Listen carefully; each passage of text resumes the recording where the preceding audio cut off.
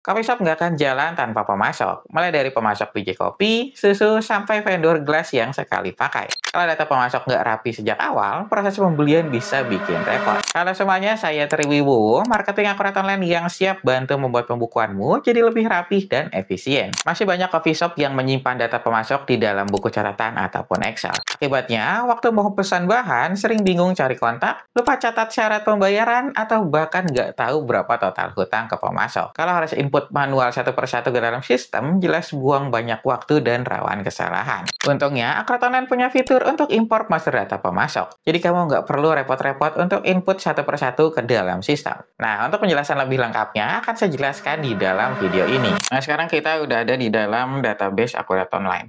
Jadi untuk video kali ini, saya akan menjelaskan bagaimana caranya untuk impor master data pemasok ke dalam database Akurat Online untuk coffee shop.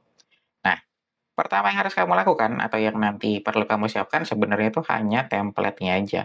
Jadi template-nya kamu bisa download dari sini, dari modul pembelian, kemudian pilih fitur pemasok, dan nanti kamu bisa klik icon yang warna hijau di sini. Nah, nanti kamu tinggal pilih yang import data. Nanti ada import dari Excel, nah nanti kamu tinggal download contoh filenya di sini. Nah, nanti hasilnya dia kayak gini. Nah, sebenarnya untuk template-nya ini dia nggak jauh beda kayak template untuk yang pelanggan. Cuma kan ini dia berkaitannya dengan pemasok ya. Nah, ini nanti tetap sama, dia dapat dua sheet juga. Ada sheet untuk yang input datanya, kemudian yang kedua ada penjelasan kolomnya. Nah, yang selalu saya ingatkan itu jangan lupa kamu baca penjelasan kolomnya. Karena di sini sebenarnya udah lengkap banget untuk penjelasan di tiap kolom. Jadi nanti kamu nggak perlu bingung, oh ini fungsinya untuk apa, ini fungsinya untuk apa. Nah, itu udah ada penjelasannya di sini. Kemudian nanti juga ada statusnya. Jadi untuk statusnya di sini, yang wajib itu hanya nama aja. Jadi kalau misalkan kamu mau masukin nama nih dari pelanggan A, B, C, dan seterusnya, nanti kamu udah bisa sebenarnya. Jadi yang wajib tuh ya hanya nama. Cuma, kan pasti kita pengen data yang lebih lengkap. Nah, nanti kamu bisa tambahin nama-nama lainnya di sini. Kayak gitu, nama-nama lainnya, bukan nama lainnya, maksudnya data-data lainnya, maaf. Jadi nanti kamu bisa lengkapi. Nah, semakin lengkap kan nanti hasilnya juga akan semakin bagus. Jadi nanti kayak gitu. Cuma ya tetap kembali lagi, nanti kembali dari kebutuhan dari bisnismu. Kalau ternyata kamu, oh saya cuma nyimpennya nama sama saldo awal aja mas. Nah itu nggak jadi masalah sebenarnya. Jadi nanti tetap kembaliin lagi ke kebutuhan kamu kayak gimana, terus nanti data yang kamu punya tuh apa aja. Kayak gitu. Nah sekarang kita langsung mulai aja. Jadi, yang pertama itu kita masukin kategori dan ID pemasok di sini. Nah, kategori pemasok ini nanti bisa kamu pisahkan sesuai dengan kebutuhan. Misalkan kamu mau kategorinya tuh per daerah, nanti misalkan ada Bekasi, ada Jakarta, terus nanti ada Jakarta itu ada Jakarta Barat, Jakarta Utara, nah itu nanti kamu bisa tentukan. Atau nanti kamu bisa pilih itu kategorinya sesuai dengan jenis barang yang dia jual. Misalkan, oh ternyata pemasok ini khusus untuk susu, atau nanti ada kategori untuk penjual biji kopi. Nah, nanti pas kamu filter kategori tersebut nanti kelihatan, oh ternyata pemasok kita untuk biji kopi ada pemasok A, pemasok B, pemasok C, kayak gitu. Nanti kelihatan semuanya.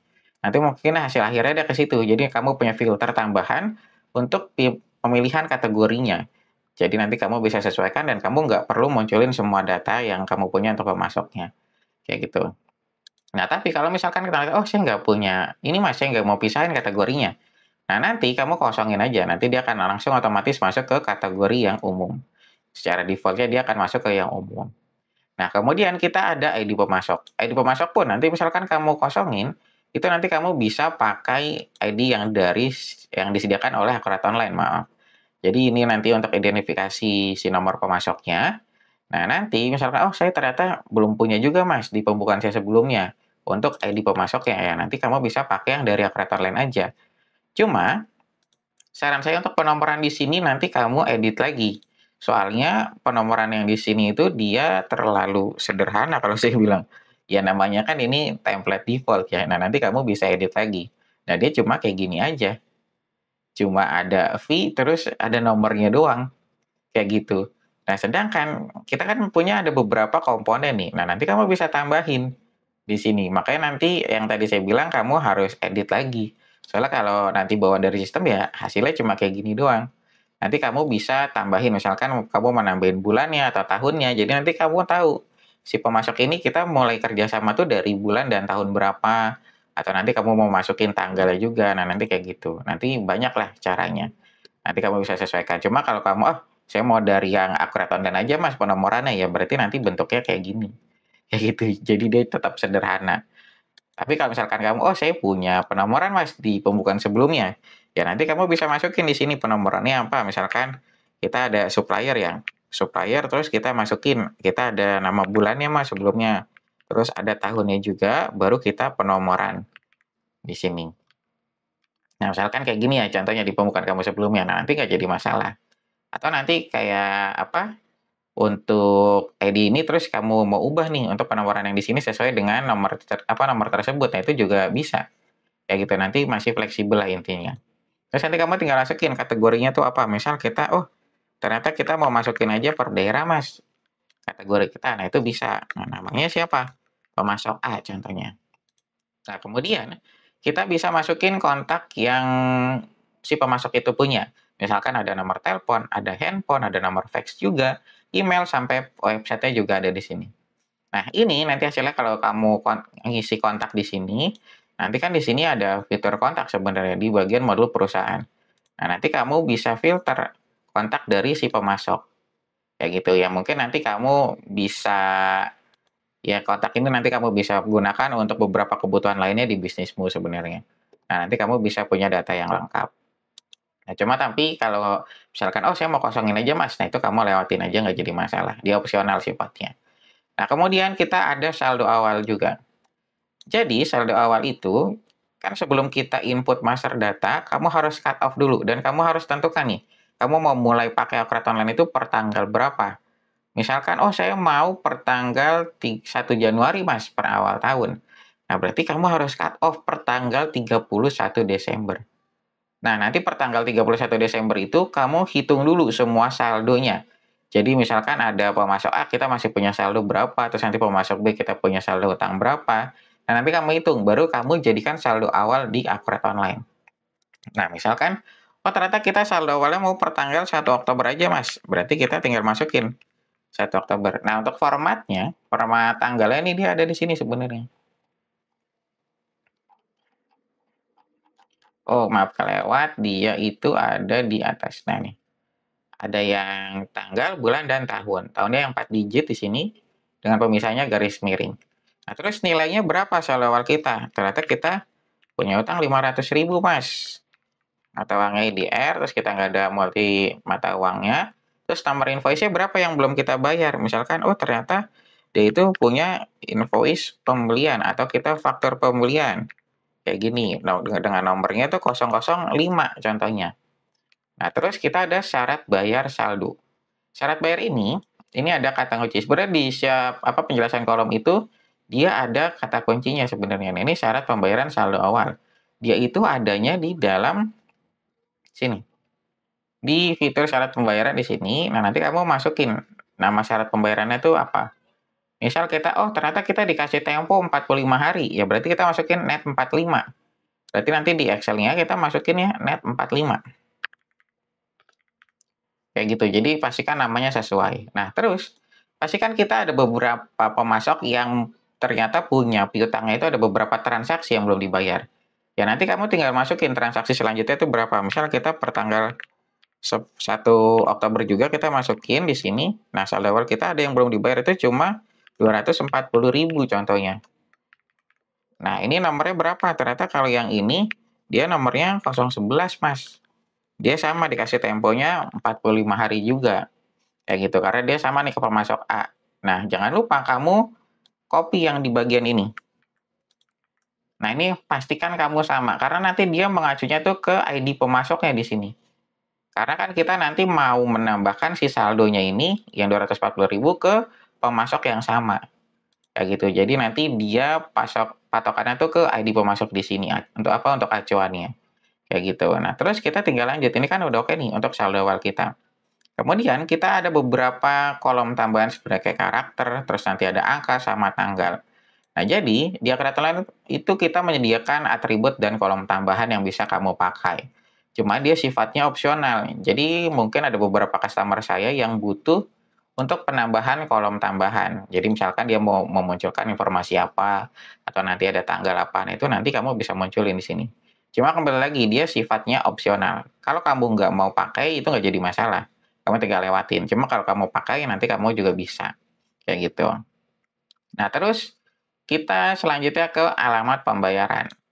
Jadi ada alamat pembayaran, ada kota, provinsi, sampai syarat pembayaran, nanti kamu bisa masukin di sini. Kemudian kita juga ada NPWP, jadi ada informasi pajaknya lah untuk si pemasok tersebut. Nah, terus kita ada deskripsi yang pertama, terus nanti kita ada dipakai di cabang mana.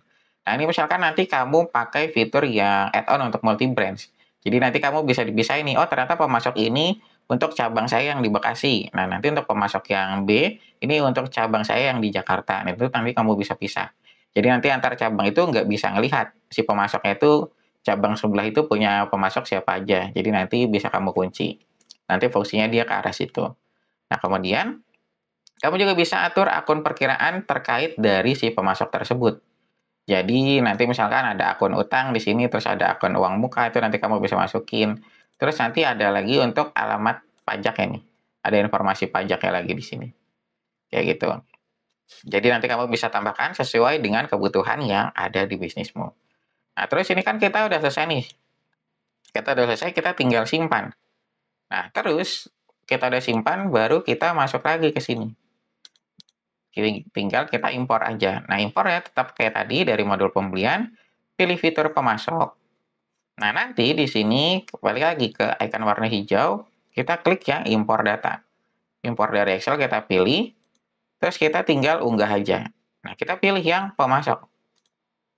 Nah, di sini unggah, nah nanti dia akan langsung membaca judul kolomnya nih. Jadi dia langsung mapping otomatis. Terus kita klik lanjutkan. Nah, di sini jangan lupa kamu checklist bagian ini. Karena kita akan menambahkan data ke nama pemasok yang sama. Jadi saldo awalnya kan kita ada dua nih. Ada transaksi yang belum dibayar. Nah, kita mau nambahin ke nama pemasok yang sama. Kalau kamu nggak checklist, transaksi yang kedua pasti nanti error. Yang masuk cuma satu.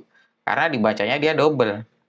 Nah, kalau kamu checklist ini, jadi nanti yang pertama masuk, nah transaksi yang kedua akan menambahkan transaksi yang pertama nih.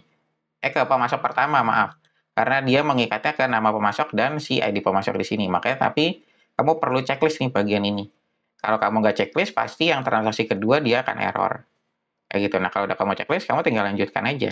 Nah, ini kita udah proses untuk mengimpor data. Nah, untuk lamanya loading di sini, itu tergantung dari kecepatan internet sama berapa data yang kamu punya. Kalau datanya banyak ya pasti loadingnya dia lebih lama lagi. Cuma kan kalau saya ini cuma 2 doang, jadi dia lebih cepat. Nah, nanti kalau udah oke, dia langsung masuk di sini. Saldo utangnya pun dia akan langsung masuk. Pertama, jadi kelihatannya 500.000 sama 240. Kemudian, dia kategorinya udah masuk Bekasi. Nah, terus dia udah ada di laporannya. Jadi laporan utangnya dia akan langsung muncul utang yang masih menggantung. Di sini ke pemasok A dia nilainya 740.000. Kemudian di laporan racanya, jadi kamu nggak perlu buat lagi laporannya manual. Jadi pas kamu udah punya datanya, nah nanti Akurat Online langsung ngebaca data tersebut dan membuat laporannya otomatis. Nah, dia langsung masuk 740.000. Kalau kamu klik, ya nanti kelihatan. Dia nih saldo awal untuk pemasok A. Nah, kalau kamu mau ngelunasin utangnya, berarti kamu tinggal masuk ke modul pembelian, ke fitur pembayaran pembelian di sini. Nah, nanti tinggal pilih aja pembayarannya ke siapa, terus pilih banknya, kita bayar pakai akun bank apa. Nah, kita tinggal tarik. Nah, nanti kelihatan, oh ternyata kita masih menggantung nih yang 500.000 sama 240.000. Nanti kamu tinggal pilih kamu mau bayar yang mana. Kayak gitu. Jadi nanti semuanya benar-benar otomatis. Kamu tinggal import aja datanya. Nah, nanti kamu nggak perlu bingung bikin laporan racanya kayak gimana, terus laporan utangnya kayak gimana. Nanti semuanya udah otomatis nih dari Akurat Online. Nah, mungkin sampai sini aja penjelasan yang bisa saya berikan tentang cara import master data untuk pemasok untuk coffee shop ke dalam database Akurat Online. Misalkan kamu ada pertanyaan lainnya, kamu bisa langsung tulis aja di kolom komentar. Dengan informasi data pemasok, Coffee Shop bisa lebih gampang atur pembelian, melacak hutang, dan memantau jatuh tempo pembayaran. Semua jadi rapi dan terkontrol sejak awal. Kalau kamu ingin belajar cara setup database Coffee Shop secara lengkap, ikuti training dari Akuret. Dengan training Akuret, pengelolaan pembelian, stok, dan laporan keuangan jadi lebih efisien dan minim kesalahan. Nah, mungkin sampai sini aja penjelasan yang bisa saya berikan tentang cara import master data pemasok untuk coffee shop ke dalam Akurat Online. Jika kamu ada pertanyaan, kamu bisa langsung tulis aja di kolom komentar. Terima kasih sudah menonton video ini sampai selesai. Sampai jumpa di video selanjutnya.